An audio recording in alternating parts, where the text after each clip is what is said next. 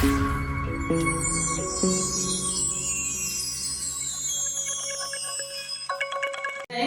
तो हम देखने वाले हैं इंडियन पॉलिटी। अभी आप देख रहे होंगे कि इंडियन जियोग्राफी की क्लास चल ही रही है और इंडियन पॉलिटी की भी क्लास चल रही है। इसी बीच में कुछ कमेंट भी ऐसे आए हैं कि सर जी आप थोड़े से आर्टिकल पढ़ा दीजिए, और आर्टिकल 1 to 395 मतलब 1 से लेकर 395 तक तो आपको ये चीजें स्टार्ट कर दी गई हैं। आप बिल्कुल टेंशन मत लीजिए। द मेकिंग ऑफ कॉन्स्टिट्यूशन हम अभी देख रहे हैं, जो हमारे भारत का संविधान कैसे बना है। इसको देखने के जस्ट तुरंत बाद हम देखेंगे प्रियम्बल, और प्रियम्बल के जस्ट बाद देखेंगे हम लोग क्या, तो प्रियम्बल के जस्ट बाद हम देखेंगे आर्टिकल 1 से लेकर 395 सभी अनुच्छेद को, उसके सभी इंपॉर्टेंट पहलुओं को भी देखेंगे, और इसी के साथ हम ये भी कवर करेंगे कि कहां से कहां तक चीजें जो इंपॉर्टेंट होती हैं। ठीक है, तो ये सारी चीजों को हम डिस्कस करेंगे और सारी चीजों को हम समझते हुए चलेंगे। टू द पॉइंट हम लोग बात करेंगे और ज्यादा समय ना लगाते हुए हम अपना आज का ये सेशन स्टार्ट कर देते हैं।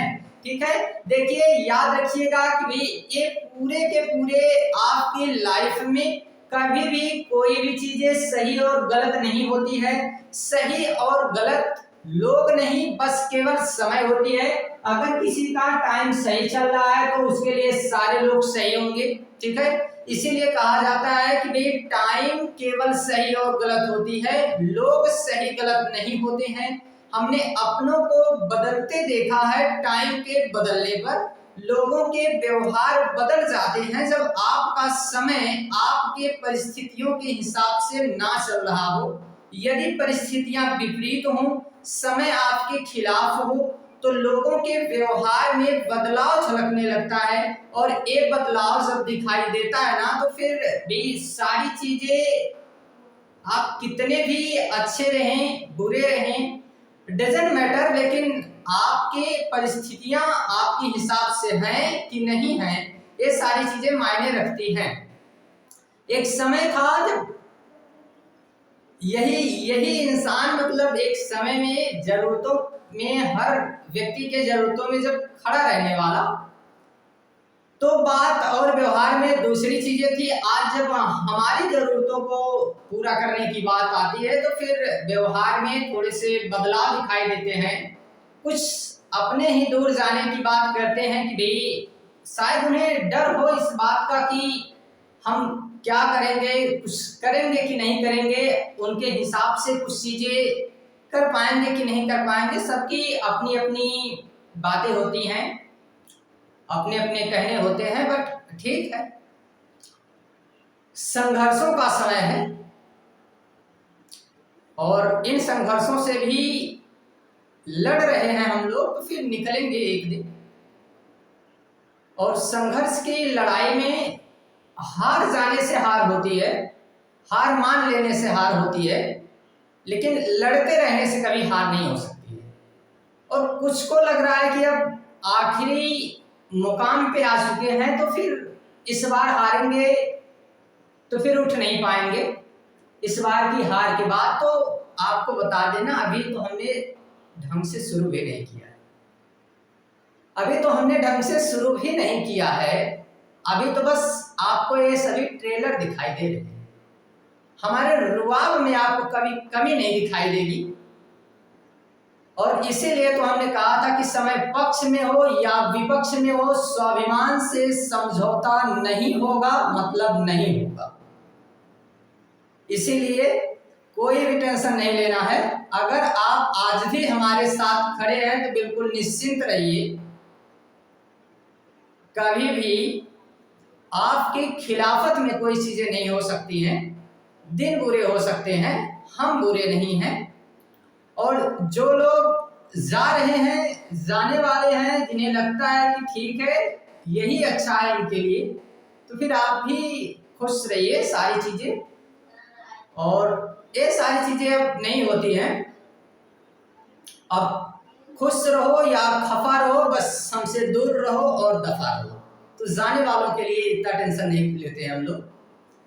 चलिए देखते हैं और स्टार्ट कर देते हैं। सब्जेक्ट, नया सब्जेक्ट है the making of the Indian constitution.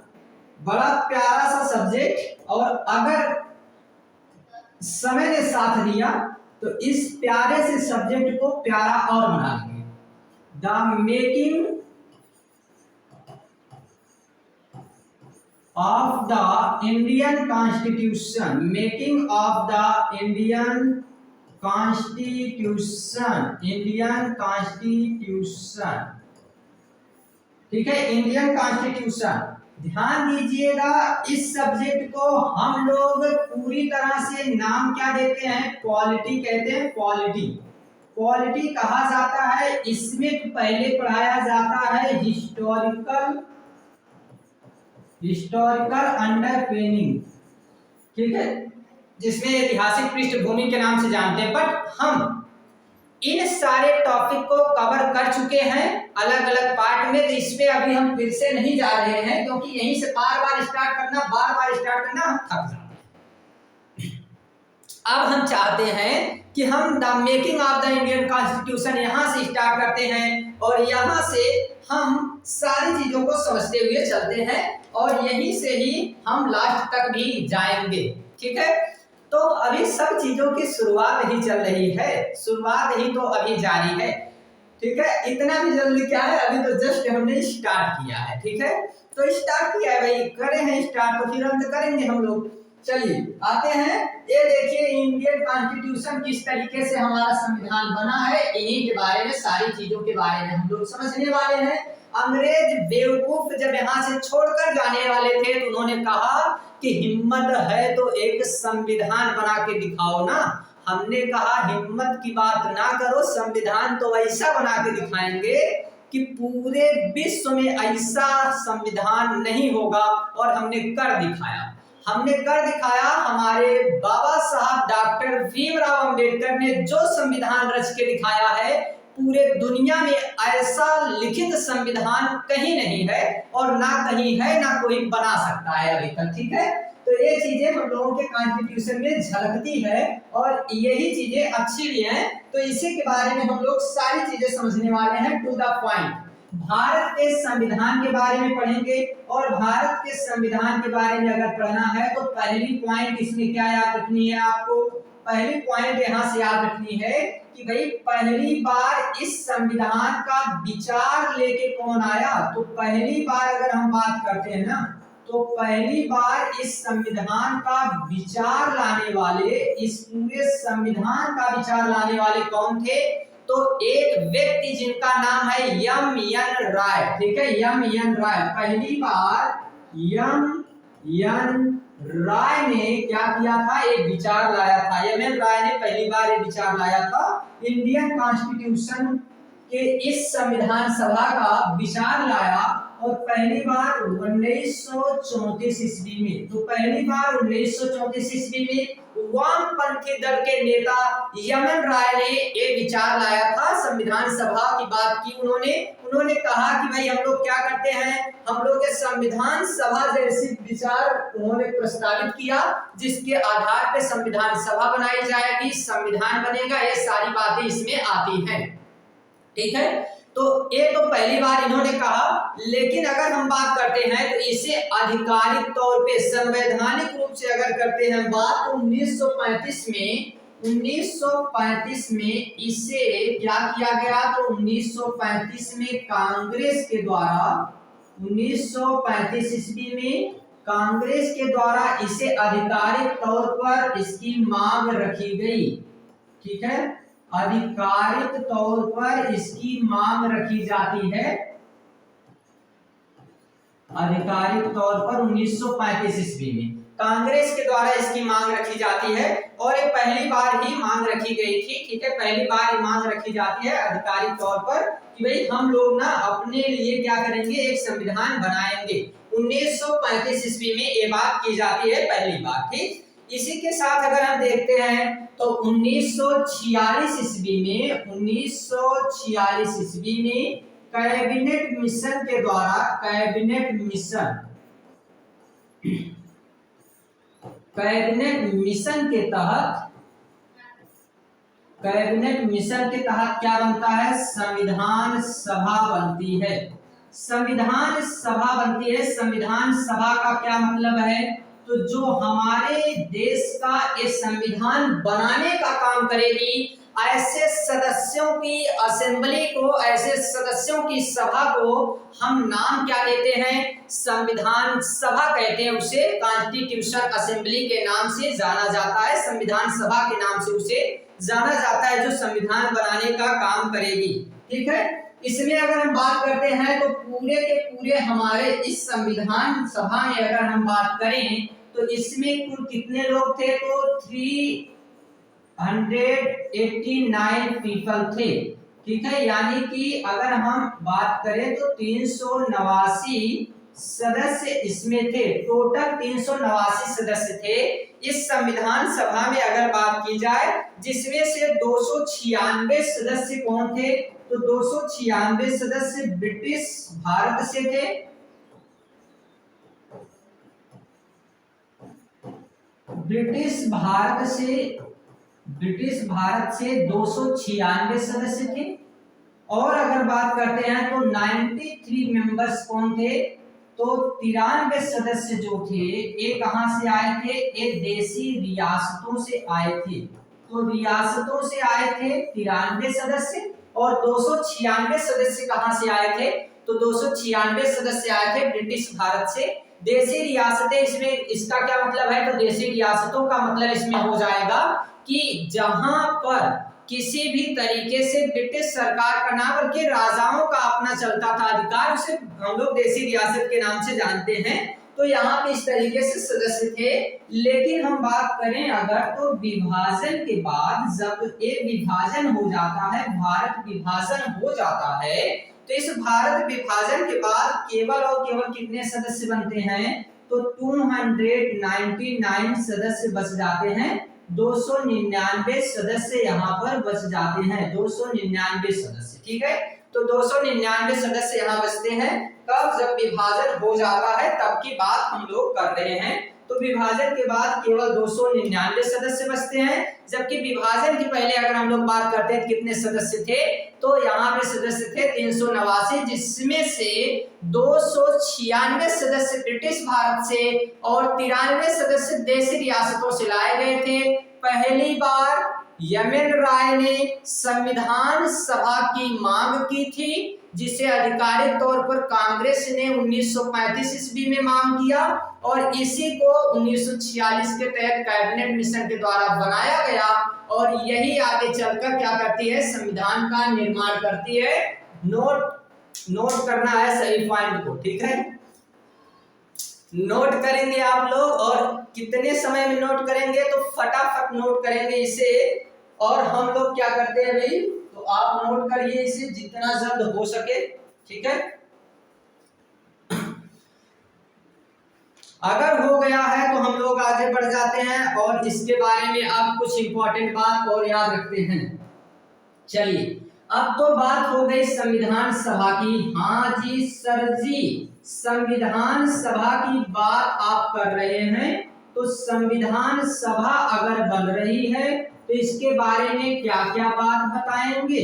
इसके बारे में हम सुंदर सुंदर अच्छी अच्छी प्यारी प्यारी बात आपको बता देते हैं, और यही एग्जाम में पूछा जाता है, तो आप याद भी रख लीजिएगा।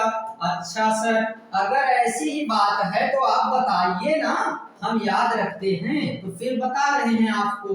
और पहली बात क्या याद रखनी है कि ये बनी कब थी? एग्जैक्ट डेट बता दीजिए सर जी, एग्जैक्ट डेट हमको बता दीजिए। ठीक है, अगर हम एग्जैक्ट डेट की बात करें तो ये पहली बार बनी थी 6 दिसंबर 1946 ईस्वी को। 6 दिसंबर 1946 ईस्वी को क्या बनी थी? ये हमारी संविधान सभा का निर्माण हुआ था। ठीक है, संविधान सभा बनी थी, संविधान सभा का निर्माण हो गया था कब? तो 6 दिसंबर को। बात समझ में आ गई है? अगर बात समझ में आ गई है तो क्या करना है? ताली बजाना है। क्यों? क्योंकि आपको बात समझ में आ गई। अच्छा सर जी, ये भी करना होता है? हाँ, ये भी करना होता है। चलिए, तो अगर यहाँ पे बात हमको समझ में आ गई कि संविधान सभा कब बनी है, तो 6 दिसंबर 1946 को बन गई है। तो अब हम क्या करेंगे, और इसके बाद हम लोग बात करेंगे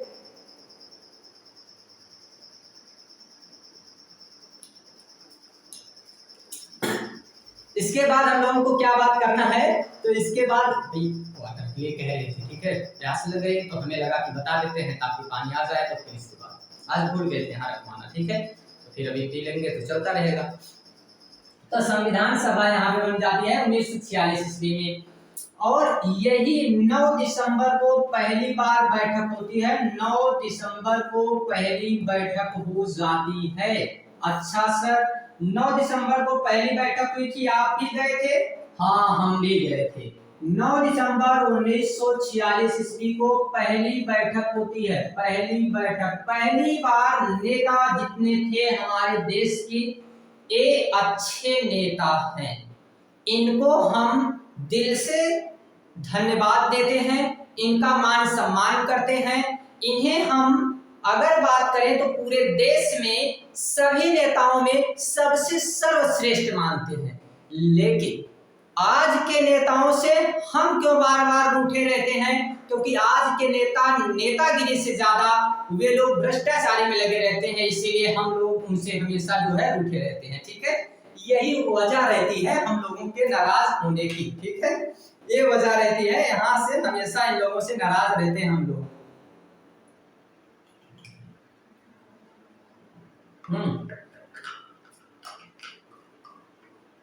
यही मेन रीजन है। बात समझ में आई? चलिए आगे बढ़ते हैं। तो पहली बैठक इनकी हो जाती है कब? तो पहली बैठक हो गई थी जी, पहली बैठक कब हो गई है? 9 दिसंबर 1946 ईस्वी को। और पहली बैठक में कुछ बात की गई। पहली बैठक में ये बात क्या की जाती है? पहली बैठक में कहा गया कि एक व्यक्ति है जिनका नाम है सच्चिदानंद, और सच्चिदानंद सिन्हा, सच्चिदानंद सिन्हा को क्या बना दिया गया? इस हमारे संविधान सभा का अस्थायी अध्यक्ष। अस्थायी अध्यक्ष का क्या मतलब होता है? अस्थायी अध्यक्ष का मतलब होता है आपको बनाए हैं, जब हमारी इच्छा करेगी आपको यहाँ से उठा के वहां रख देंगे। नाराज नहीं होना है, इसका मतलब है कि आपको आज बनाया गया है, कल हटाया जा सकता है, ठीक है। तो यहाँ पे क्या पॉइंट याद रखना है कि जो सच्चिदानंद सिन्हा थे, इनको यहाँ पे अस्थायी अध्यक्ष बनाया गया था, ठीक है। तो अस्थायी अध्यक्ष बन गए थे कौन? तो भाई अस्थायी अध्यक्ष बन जाते हैं, अस्थायी अध्यक्ष बन जाते हैं सच्चिदानंद सिन्हा। सच्चिदानंद सिन्हा को क्या बनाया गया है? अस्थायी अध्यक्ष बनाया गया है, ठीक। ये बात आपको अगर याद हो गई है तो फिर से ताली बजाना है। क्या सर जी आप क्या मतलब क्या करने वाले हैं? ये हम लोगों से क्या क्या आप करवा रहे हैं? कुछ नहीं, अच्छी चीजें हैं, बीच बीच में खुश होते रहना चाहिए, ठीक है। चलिए आगे बढ़े हम। आगे अगर बढ़ते हैं तो अगर 9 दिसंबर को पहली बैठक हुई थी तो हमने कहा एक बार और बैठक कर लेते हैं ना। तो 11 दिसंबर को हमने दूसरी बैठक कर ली। अब 11 दिसंबर को जब दूसरी बैठक करते हैं तो इस दूसरी बैठक में हमने कहा कि देखिए जी, अब हम क्या करते हैं, इस दूसरी बैठक में कुछ बदलाव कर देते हैं। तो दूसरी बैठक हमारे पास आ गई, और इस दूसरी बैठक में हमने क्या बदलाव किया? हमने कहा ये जो अस्थायी अध्यक्ष थे अस्थायी, इनको अब हम लोग अस्थायी अध्यक्ष बना देते हैं। और अस्थायी अध्यक्ष अगर बना रहे हैं तो उनका नाम बदल के किसी दूसरे को रखेंगे। अब किसी दूसरे को रखने की बात आती है तो किनको हम लोग बनाएंगे? हम लोग बनाएंगे यहाँ पर डॉक्टर राजेंद्र प्रसाद। तो डॉक्टर राजेंद्र प्रसाद क्या बन जाते हैं? डॉक्टर राजेंद्र प्रसाद बन जाते हैं हमारे संविधान सभा के अस्थायी अध्यक्ष, ठीक। यहां तक किसी को कोई प्रॉब्लम?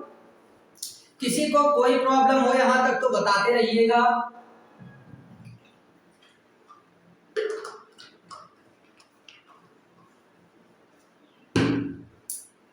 बीच बीच में पानी पीते रहना चाहिए। जितना आप पानी पिएंगे उतना बढ़िया आप पढ़ा पाएंगे, ऐसा एक हमारे सर जी ने कहा था। तो हमें लगा कि भाई अब सर जी की बात तो सभी लोग मानते हैं, बस आप लोग हमारी बात नहीं मानते हैं। हमारी बात कुछ छोटी छोटी बातें आप लोग नहीं मानते हैं कि इसको 1000 लोगों के पास भेजना है, आप भेजते नहीं हैं। विद्यालय में बच्चों को बताते नहीं है कि एक तो सर जी हैं जो बड़े अच्छे से पढ़ा रहे हैं, उनकी बात आप लोग सुनते नहीं हैं। तो ये चीजें आपको सुननी चाहिए और थोड़ा सा जो है बच्चों को बताना चाहिए। ठीक, यहाँ तक बात समझ में आ गई है। तो राजेंद्र प्रसाद को अस्थायी अध्यक्ष बनाया गया और एच.सी. मुखर्जी को उपाध्यक्ष बना दिया गया था। इसी पॉइंट से याद रखते रहना है, एच.सी. मुखर्जी क्या बन जाते हैं, उपाध्यक्ष बन जाते हैं। ठीक है, उपाध्यक्ष बन गए थे एच.सी. मुखर्जी।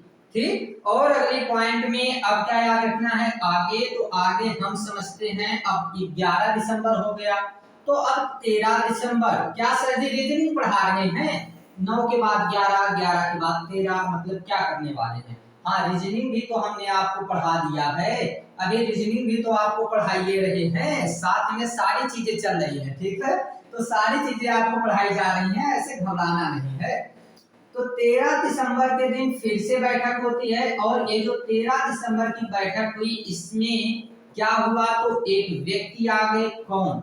एक व्यक्ति आ गए जिनको सभी लोग जानते होंगे, उनका नाम था जवाहरलाल नेहरू। जवाहरलाल नेहरू, जवाहरलाल नेहरू। ठीक है, अब ये जवाहरलाल नेहरू क्या करते हैं, इन्होंने कहा कि हम यहाँ पर एक नई चीज लेके आएंगे, और क्या, तो इन्होंने पहली बार उद्देशिका का प्रस्ताव प्रस्तावित किया। मतलब ये जो प्रस्तावना है, ठीक है, ये जो प्रस्तावना है, ठीक है, तो हमारे पास ये जो प्रस्तावना है जिसे आप लोग जानते हैं किसके नाम से, ये जो प्रस्तावना है आप लोग इसे जानते होंगे, इसी को प्रियम्बल भी कहा जाता है, तो इसे आप लोग जानते होंगे। ऐसे ऐसे मतलब ऐसे रहना है। ठीक है, तो यहां से इन्होंने उद्देश्य प्रस्ताव दिया। इस प्रस्तावना के लिए इन्होंने उद्देश्य प्रस्ताव पारित किया था। तो उद्देश्य प्रस्ताव लेकर आ गए थे कौन? उद्देश्य प्रस्ताव लेकर आए थे जवाहरलाल नेहरू। ठीक है, उद्देश्य प्रस्ताव ये लेकर आ गए हैं। लेकिन अगर आपको हम बताएं तो एक क्या किया जाता है, तो लेकर तो आ गए हैं 13 दिसंबर को। 13 दिसंबर 1946 ईस्वी को जवाहरलाल नेहरू इसे लेकर आ जाते हैं, लेकिन इसे क्या किया जाता है, तो भाई इसे अभी यहाँ पर तुरंत स्वीकार नहीं किया जाता है, बल्कि इसे क्या किया जाता है, तो इसे अभी रखा जाता है। ठीक है, ये ऑब्जेक्टिव रेवोल्यूशन के नाम से हम लोग जानते हैं इसको। उद्देश्य प्रस्ताव अभी लाया गया है। आगे हम और पॉइंट को समझते हुए आगे बढ़ेंगे और सारी चीजों को देखते हुए चलेंगे। ठीक ना, तो यहाँ तक आप यहाँ से स्क्रीनशॉट लेना चाहें तो ले सकते हैं, पॉइंट को नोट करना चाहें तो कर सकते हैं। इस पॉइंट से भी कुछ भी नोट करना है, यहाँ से भी कुछ नोट करना है, तो आप सारी चीजें यहाँ से नोट करते हुए चलेंगे। और टू द पॉइंट हम लोग बात कर रहे हैं, तो ज्यादा से ज्यादा चीजें आपको याद भी होंगी और ज्यादा से ज्यादा चीजें आप लोगों को रिकॉल भी होती चल रही हैं। कोई चीज हमने ज्यादा एक्स्ट्रा नहीं बताया है, हमने यही कहा कि 1934 ईस्वी में पहली बार एम.एन. राय ने क्या किया, तो एम.एन. राय ने पहली बार यहाँ पर संविधान सभा की मांग की, जिसे आधिकारिक तौर पर 1935 ईस्वी में कांग्रेस लेकर आया और इसी को आगे 1946 में कैबिनेट मिशन के द्वारा क्या कर दिया गया है, तो संविधान सभा बना दी गई है। और यही संविधान सभा 6 दिसंबर को बन गई। 6 दिसंबर को बन गई है, तो इसे 9 दिसंबर को पहली बैठक हो जाती है और पहली बैठक में यहाँ पे हमने अस्थायी अध्यक्ष के रूप में सच्चिदानंद सिन्हा को बना दिया और फिर हमने इसी को अस्थायी अध्यक्ष बना दिया 11 दिसंबर में डॉक्टर राजेंद्र प्रसाद को, जिसमें एच.सी. मुखर्जी को हमने उपाध्यक्ष बना दिया। इसी की अगली बैठक में हमने क्या किया, जवाहरलाल नेहरू के द्वारा उद्देश्य प्रस्ताव पारित करा दिया। तो यही इतनी सी बातें हमने अभी तक देखा है, इससे ज्यादा कोई सी थोड़ी है, यही तो हमने आपको बताया है। क्या बात है, बढ़िया है, ये सारी चीजें आपको रिकॉर्ड भी होती रहेंगी। आगे बढ़े इसमें, आगे बढ़ जाएं, चलिए आगे बढ़ जाते हैं हम लोग और आगे यहां से यहां पहुंच जाते हैं। कहां? यहां। ठीक है, यहां पे अगर पहुंच गए हैं तो अब आगे हम समझते हैं अगले पॉइंट के रूप में।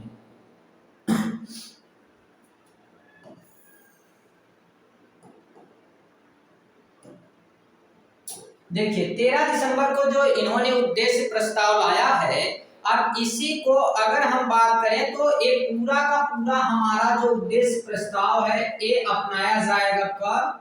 तो ये एडॉप्ट किया जाएगा 26 नवंबर 1949 को, 1949 मतलब 1949 को। ठीक है, इसे क्या किया जाएगा? 1949 को एडॉप्ट किया जाएगा। एडॉप्ट, इसे एडॉप्ट किया जाएगा। ठीक, इसे एडॉप्ट किया गया मतलब अपनाया गया।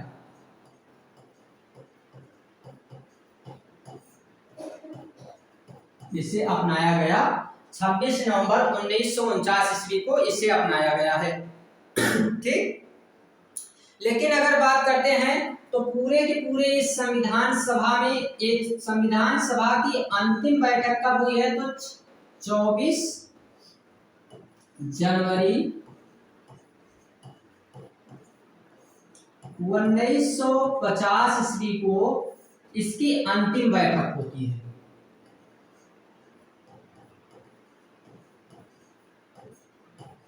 बैठक क्या थी? कंफ्यूजन बना है तो आइए दूर कर देते हैं। बैठक का मतलब है कि ये संविधान जो बनाना है, इस संविधान के बारे में हम जितनी चर्चा करेंगे, अगर आज हमने चर्चा शुरू किया है तो कहलाएगी कि पहली बैठक है। लास्ट में हमने कहा कि अब सारा काम हो गया है, ये आज हम लोगों की आखिरी चर्चा है, आज के बाद ये पूरा काम हो चुका है, तो अब हम दोबारा इस मुद्दे पे चर्चा नहीं करेंगे, इससे रिलेटेड कोई भी बात अब नहीं करेंगे हम लोग, तो ये कहलाएगी कि भाई अंतिम बैठक है, आज से इन मुद्दों पे कोई बात नहीं की जाएगी, तो इसे हम लोग अंतिम बैठक के रूप में जानते हैं। इसी को हम लोग बैठक कहते हैं। पहली बैठक, दूसरी बैठक, तीसरी बैठक, या ऐसे ही बैठक होती रहती है। बात समझ में आ गई? यही इतनी सी बात आपको हमने बताने का प्रयास भी किया है। ठीक है, तो यही सी बातें यहाँ पे थी, जिसे अंतिम बैठक 24 जनवरी 1950 को। ऐसी कुल कितनी बैठकें हुई हैं अभी तक अगर हम बात करें तो कुल मिलाकर 165 दिन बैठक हुई थी। 165 दिन ऐसी बैठकों हुई थी। 165 दिन बैठक हुई थी। और अगर इसमें बात करना है तो ऐसे कुल 11 सत्र हुए थे। 11 सत्र हुए थे। इसमें कुल कितना समय लगा है तो आपको भी पता होगा, 2 वर्ष 11 माह, 2 वर्ष 11 माह 18 दिन का समय लगा है। 2 वर्ष 11 माह 18 दिन का समय लगा है।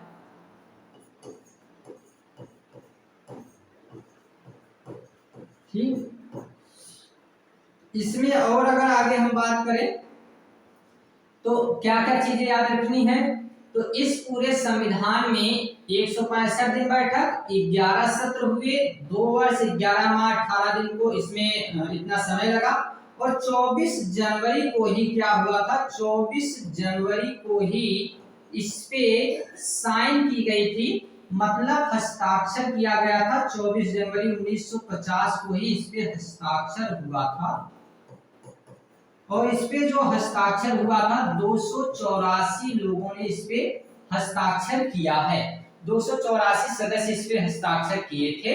ठीक है, इस पे जब साइन की गई है, बात समझ में आ गई यहाँ तक? तो इतनी पॉइंट अभी तक आप लोगों को क्या करना है, याद रखते हुए चलना है। ठीक है, लेकिन अगर हम बात करें ये जो 26 जनवरी को क्यों लागू किया गया, ये सारी चीजें तो ठीक है, लेकिन 26 जनवरी को क्यों हम लागू करते हैं सर जी, ये थोड़ा सा बताइए।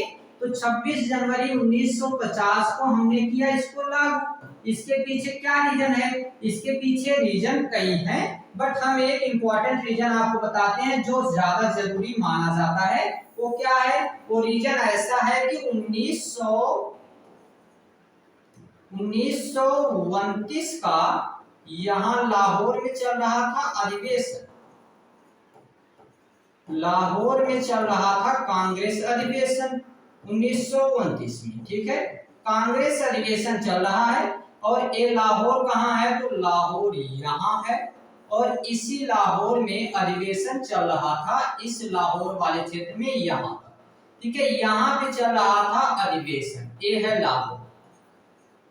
अब यहाँ पर अधिवेशन जो चल रहा था तो यहाँ क्या हुआ, यहाँ इस अधिवेशन में मोतीलाल नेहरू जो थे, जवाहरलाल नेहरू के पिताजी मोतीलाल नेहरू ने पहली बार स्वराज की मांग की, ठीक है। तो मोतीलाल नेहरू ने मांग की स्वराज की, इन्होंने कहा कि हमको स्वराज चाहिए। और ये जो हमारे यहाँ अंग्रेजन आए थे बेवकूफ लोग, इन्होंने कहा कि ये स्वराज की मांग तो इन्होंने किया, लेकिन ये मांग कर रहे थे, इन लोगों ने देने से इनकार कर दिया। अब जब इन्होंने देने से इनकार कर दिया तो इनके पिताजी कौन थे, जवाहरलाल नेहरू के पिताजी मोतीलाल नेहरू। तो जवाहरलाल नेहरू को बड़ा खराब लगा, इन्हें लगा हमारे पिताजी की बेइज्जती करोगे, उनको जो है उनकी बातें नहीं मानोगे, अब हम तुमको दिखाते हैं कि हम लोग क्या चीज हैं। तो इन्होंने क्या किया, इन्होंने कहा कि अब भाड़ में गई लो स्वराज स्वराज, अब हमको क्या चाहिए, हमको पूर्ण स्वराज्य चाहिए। तो इन्होंने यहीं से निर्णय लिया कि आज से आने वाली जो 26 जनवरी है, इस आने वाली 26 जनवरी यानी 1930 को यहीं से हम लोग क्या करेंगे, तो हम लोग झंडारोहण करेंगे। और झंडारोहण करेंगे क्यों, तो झंडारोहण जो किया जाएगा ये इसलिए क्योंकि अब हम जल्द ही आजादी पाने वाले हैं और पूर्ण स्वराज की मांग करेंगे, तो हमको पूर्ण स्वराज चाहिए। इस स्वराज और राज्य का कोई मतलब नहीं है। स्वराज का क्या मतलब होता है, जहां नियम कानून बनाने का काम करेगी ब्रिटिश सरकार और राज चलेगा हमारा। तो मोतीलाल नेहरू की बात ये थी, लेकिन इसको जवाहरलाल नेहरू ने अब कहा कि नहीं नहीं, जब आपकी बात ये लोग नहीं मान रहे तो भाड़ में जाए लो, अब हमको ऐसा कोई स्वराज्य नहीं चाहिए, हम पूर्ण स्वराज्य की बात करते हैं और हम लोगों को पूर्ण स्वराज्य चाहिए, ठीक है। तो इतनी पॉइंट आप यहां से फटाफट करिए नोट और हम पीते हैं पानी। आप फटाफट नोट करेंगे, हम फटाफट पानी पीते हैं।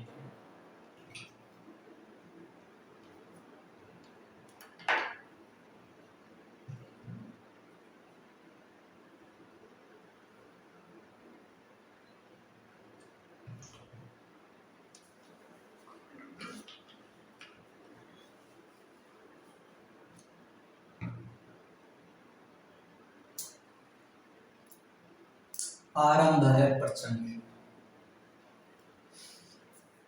ठीक है। चलें आगे, हो गया, ये सारी चीजें आपने देख लिया है, नोट कर लिया भाई। और अगर ये सारी चीजें आपने नोट कर लिया है तो क्या करेंगे, आगे बढ़ेंगे, ठीक, आगे बढ़े। चलिए आगे चलते हैं और यहां आते हैं। अब क्या देखेंगे हम, अब इसमें इस पूरे संविधान को बनाने में कुछ समितियां रही होंगी, मतलब कुछ अलग अलग तरह के ग्रुप बने होंगे। ग्रुप कुछ बने होंगे 389 लोगों में। अगर एक ही साथ किसी को कह दिया जाए कि आप अपने मर्जी से चाहे ज्वाइन करिए, तो कोई करेगा कोई ना करेगा, कोई ज्यादा कर डालेगा कोई अपनी मनमानी कर डालेगा। तो सबके लिए कुछ ग्रुप बनाए गए, सबको कहा गया कि आप इस काम के लिए आपकी जिम्मेदारी है, आपके लिए एक ऐसा ग्रुप बना देते हैं और इसी ग्रुप में आप काम करेंगे। तो आप यहाँ से एक अध्यक्ष हो जाइए, बाकी 6-7 लोगों को मिला के एक ऐसा ग्रुप बना दिया जाए। तो ऐसे ही ग्रुप, यहाँ पे ग्रुप यानी कि समिति, कमेटी जिसे कहते हैं, इसका निर्माण किया गया। बात समझ में आई। तो ये जो कमेटी का निर्माण किया गया है, इसी कमेटी के बारे में क्वेश्चन आते हैं कि कौन सी कमेटी के कौन अध्यक्ष थे। तो हम उन्हीं कमेटी और अध्यक्षों के बारे में समझेंगे, जिसे कहते हैं समिति और समिति के अध्यक्ष, ठीक है। तो चलिए समझते हैं यहाँ से और यहां से अगर हमको समझना है तो अब एक तरफ आपको याद रखना चाहिए क्या, समिति, जो जो समितियां बनी थी, और एक तरफ आपको याद रखना है क्या, तो इसके जितने भी अध्यक्ष रहेंगे। तो एक तरफ तो समिति हो गई और एक तरफ कौन हो गए, एक तरफ हो गए हमारे प्यारे प्यारे अच्छे अच्छे भोले भोले अध्यक्ष। ठीक है, तो पहली समिति जिसका नाम देखने के बाद, जिसका नाम सुनने के बाद प्रारूप समिति, तो एक ही व्यक्ति का नाम अपने आप जुबान पे आ जाता है, और वो कौन व्यक्ति हैं, तो उनका नाम आ जाता है डॉक्टर भीमराव अंबेडकर। डॉक्टर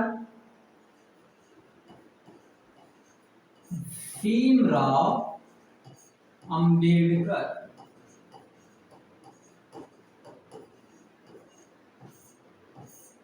और ये वही व्यक्ति हैं, डॉक्टर भीमराव अंबेडकर वही व्यक्ति हैं जिन्होंने असंभव को मजाक बना दिया था। जी हाँ, असंभव को मजाक बनाने का मतलब जिनके सामने परिस्थितियां विपरीत नहीं, बहुत ज्यादा विपरीत थी, हर एक परिस्थिति ही विपरीत थी, इसके बाद भी इन्होंने असंभव कार्य को मजाक बना दिया। ठीक है, जहां सब लोग इंतजार में खड़े थे, हर एक व्यक्ति परेशान करने के लिए खड़ा था, वहां ये मुस्कुराकर निकल जाते थे और अपनी जीत का परचम लहरा देते थे। ठीक है, तो वही व्यक्ति हैं कौन, प्रारूप समिति के अध्यक्ष हैं। इसीलिए इन्हें संविधान का जनक कहा जाता है, क्योंकि पूरे के पूरे संविधान को निर्माण करने की जिम्मेदारी इसी कमेटी की दी गई थी, और ये पूरी संरचना, सारी चीजों का निर्माण करना, जो जो अच्छी चीजें हैं इसी कमेटी में थी, और इनके हम सदस्यों को भी देखने वाले हैं। तो यहाँ पे इस पूरी प्रारूप समिति में अगर हम बात करते हैं, ठीक है, तो एक पहली कमेटी है यहाँ से प्रारूप समिति। ठीक है, प्रारूप समिति के नाम से जाना जाता है। और इस प्रारूप समिति में अगर हम लोग बात करते हैं, तो इसमें कुल मिलाकर ये अगर कब बात करें, इसका निर्माण हुआ था तो 29 अगस्त 1947 को।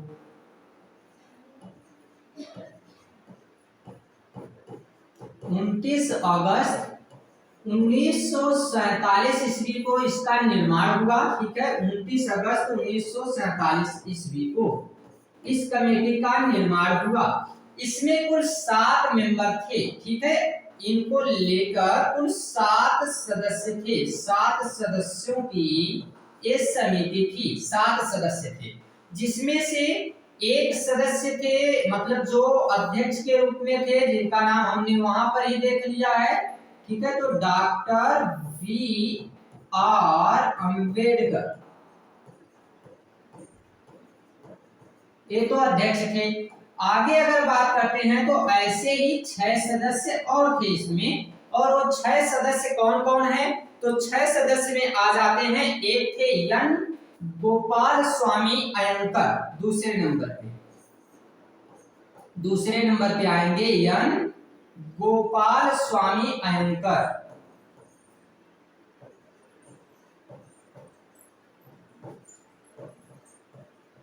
एन गोपाल स्वामी अयंकर एक दूसरे सदस्य थे इस समिति के। ऐसे ही तीसरे नंबर पे आ जाते हैं एक सदस्य, और तीसरे नंबर पे जो सदस्य आते हैं उनका नाम क्या है, उनका नाम है अल्लादी कृष्ण स्वामी अय्यर।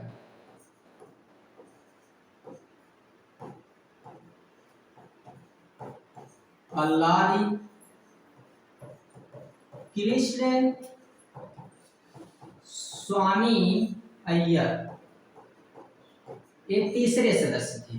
और चौथे सदस्य थे जिनका नाम था के.एम. मुंशी। ठीक है, चौथे नंबर पे कौन थे, KM. Munshi, doctor KM. Munshi कह सकते हैं या के.एम. मुंशी कह सकते हैं। ठीक है, और 5वें नंबर पे थे सैयद मोहम्मद सैदुल्ला। 5वें नंबर पे थे सैयद मोहम्मद सैदुल्ला। ये इनमें 5 ऐसे सदस्य थे, ठीक है, अभी तक। लेकिन अगर बात करें तो 2 और सदस्य थे, जो लोग जिनके जगह पे 2 दूसरे लोग आए थे, उनका भी नाम हम लोग देख लेते हैं। तो 66वें नंबर पे यहाँ पे कौन आएंगे? तो 66वें नंबर पे यहाँ पे आ जाएंगे जिनका नाम है एन माधवन राय, जो बी.एल. मित्तर के स्थान पर आए थे, ठीक है। तो यहाँ कौन आ जाएंगे? तो ए आप याद रखेंगे बी.एल.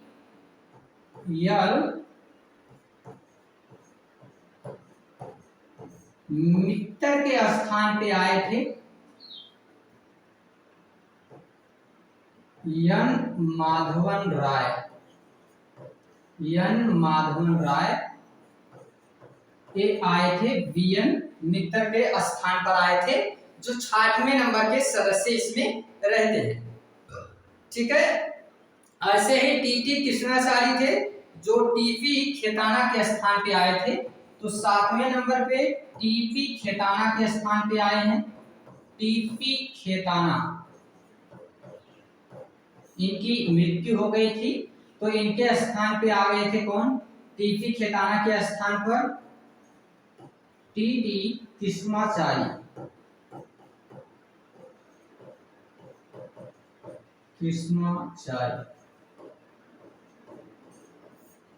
ये 7 सदस्य इसमें, और एक प्रारूप समिति के अध्यक्ष डॉक्टर भीमराव अंबेडकर। देखिएगा ध्यान से, कुछ बातों को समझते हुए चलिएगा। इसमें पूरे के पूरे 7 सदस्य थे, और इसमें अध्यक्ष के पद पर डॉक्टर भीमराव अंबेडकर थे। इस पूरे संविधान को बनाने के लिए यहाँ इन्हें, अभी जब हम ये भी देखेंगे कि किन किन देशों से क्या क्या चीजें ली गई हैं, तो आपको एहसास होगा कि अगर किसी देश से कोई चीज लेना है, जैसे आपको एग्जांपल के लिए एक बुक अभी हम आपको दिखाते हैं, यही इसी सब्जेक्ट की एक बुक है, आपको हम दिखाते हैं। वो बुक है यहाँ से, ये बुक है, ठीक है।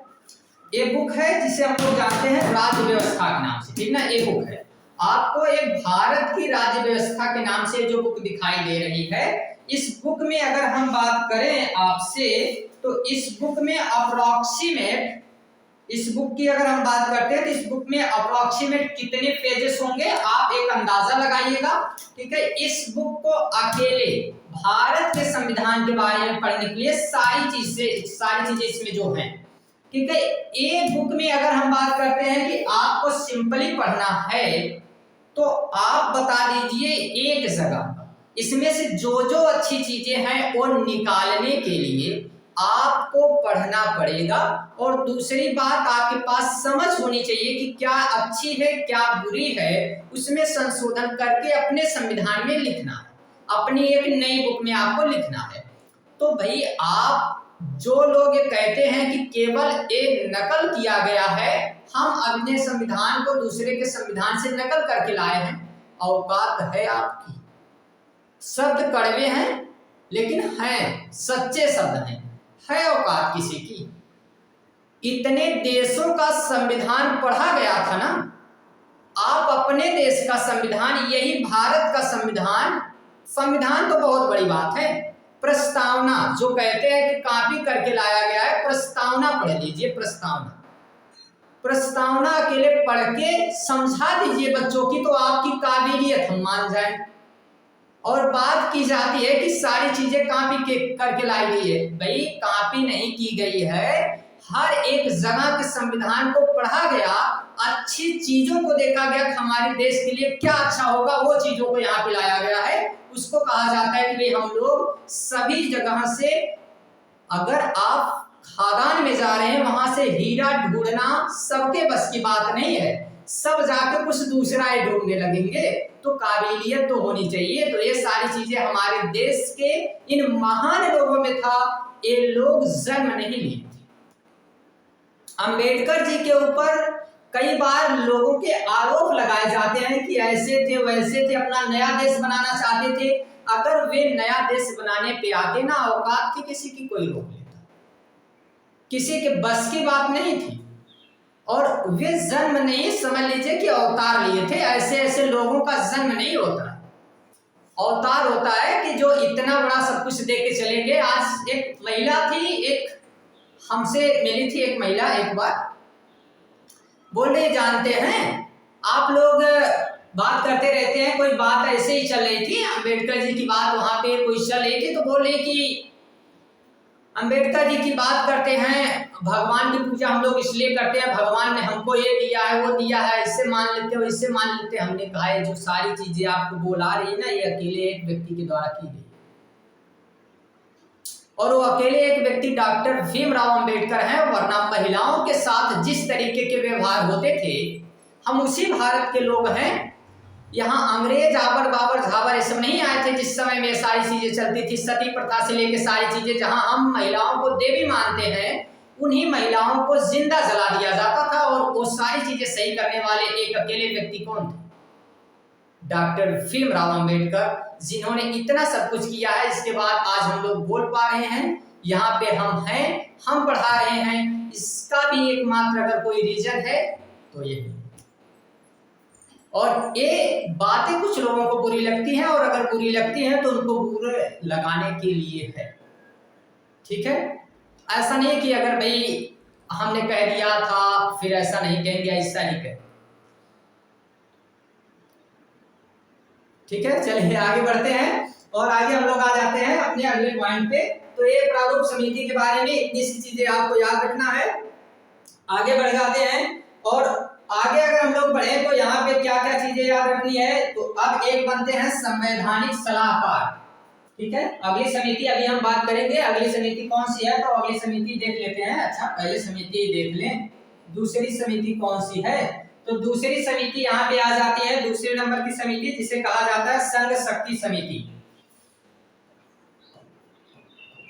संघ शक्ति समिति, संघ शक्ति समिति, और इसके अध्यक्ष कौन थे? जवाहरलाल नेहरू। जवाहरलाल नेहरू संघ शक्ति समिति के अध्यक्ष थे। जवाहरलाल नेहरू संघ शक्ति समिति के अध्यक्ष थे, ठीक है। आगे अगर बात करते हैं तो प्रांतीय संविधान समिति तीसरे नंबर की आती है। प्रांतीय संविधान समिति,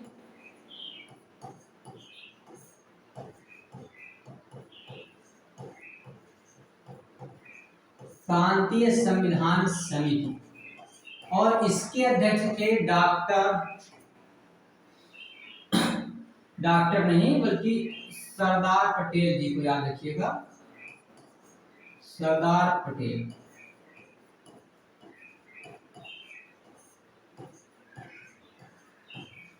ये अध्यक्ष थे प्रांतीय संविधान समिति के, ठीक है, प्रांतीय संविधान समिति। चौथी समिति अगर हम लोग इसमें बात करें तो चौथी समिति क्या याद रखना है? चौथी नंबर की जो समिति है उसमें याद रखना है आपको मूल अधिकार और अल्पसंख्यकों की एक समिति थी, मूल अधिकार और अल्पसंख्यक के लिए, और इसके भी यही वल्लभ भाई सरदार पटेल जो थे यही उसके भी रहेंगे अध्यक्ष। तो मूल अधिकार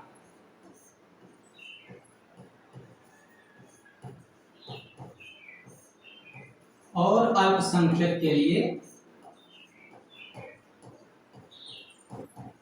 अल्पसंख्यक के लिए कौन समिति थी? तो इसमें भी इन्हीं का नाम याद रखना है, सरदार वल्लभ भाई पटेल थे, ठीक है।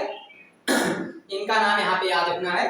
तो इतनी समितियां यहाँ से आपको याद रखनी है। बाकी प्रक्रिया नियमन की एक समिति थी जिसमें डॉक्टर राजेंद्र प्रसाद अध्यक्ष थे, तो प्रक्रिया नियमन की एक समिति भी याद रख लेना है, प्रक्रिया नियमन की समिति, ठीक है। प्रक्रिया नियमन में डॉक्टर राजेंद्र प्रसाद, ठीक। ये इतनी समितियां हैं और ये उनके अध्यक्ष हैं, ठीक है। ये सारी बातें तो यहाँ से आपको याद रखते हुए चलनी है। लेकिन और एक पॉइंट आपको क्या याद रखना है, इस पूरे संविधान के संवैधानिक सलाहकार कौन थे? तो संवैधानिक सलाहकार यहाँ पे मिलेंगे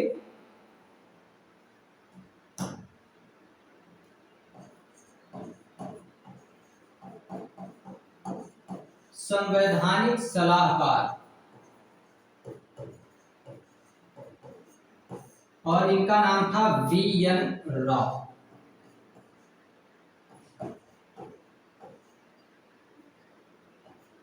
वी.एन. राव ये संवैधानिक सलाहकार के पद पर थे। इस पूरे संविधान में सलाह देने का काम करते थे। संवैधानिक सलाह का पद इनको दिया गया था वी.एन. राव को। ठीक है, बाकी अगर हम बात करते हैं तो इस पूरे संविधान में कुल टोटल कितने अनुच्छेद और कितने मूल संविधान में क्या क्या चीजें हैं। तो मूल संविधान में 395 आर्टिकल हैं, मतलब अनुच्छेद हैं। ठीक है, 395। और 1 मिनट आप रुकेंगे, थोड़ा सा जस्ट हमें समय देंगे, 1 मिनट का बस, थोड़ा सा। ठीक है, आगे बढ़ें।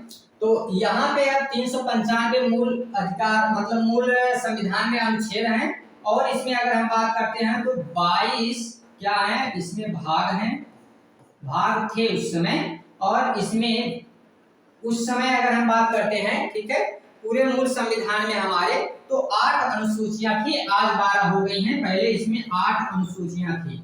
हम इनके बारे में डिटेल में चर्चा करेंगे, एक एक अनुसूची को भी हम समझेंगे आगे। ठीक है, तो 8 इसमें अनुसूचियां थी, 22 भाग थे, 395 इसमें अनुच्छेद थे। ठीक है, ये सभी पॉइंट यहाँ पे आपको याद रखना है।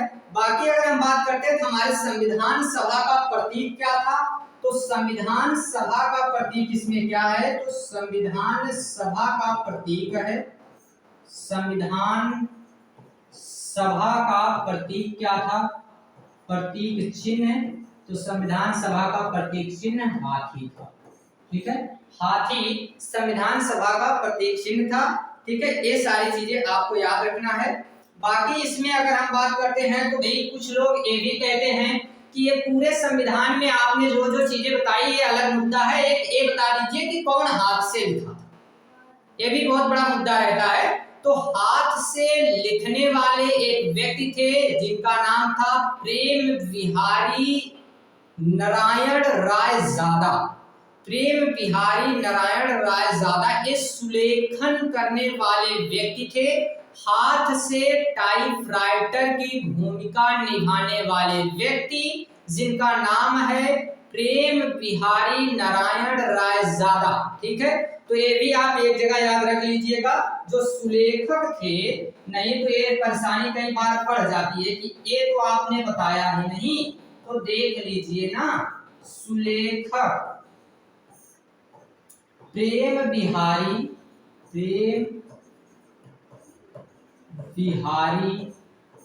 नारायण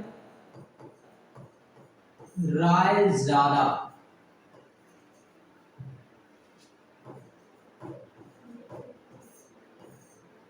अब याद रखना क्या है, ध्यान से, कई लोगों के दिमाग में और एक सबसे ज्यादा परेशान करने वाला क्वेश्चन हम लोगों के लिए क्या आता है कि अंबेडकर जी अगर लिखे थे तो फिर इनका हाथ में मतलब ये हाथ से लिखे हैं, क्या रीजन है।